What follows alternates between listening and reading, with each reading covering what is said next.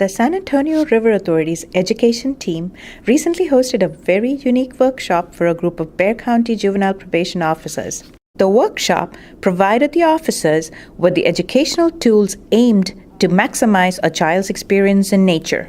These dedicated probation officers facilitate outdoor activities for troubled and at-risk youth under the Outdoor Enrichment Program. The workshop utilized the Salado Wilderness Trail, a pristine space reserved for the sole purpose of rehabilitating and providing an outdoor experience to at-risk youth.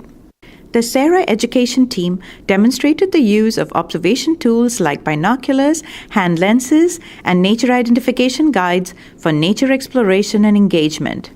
The team also provided the officers with reflection techniques that required them to draw from their own personal connection to nature so that they could be inspiring nature mentors and translate the same passion and enthusiasm to the kids.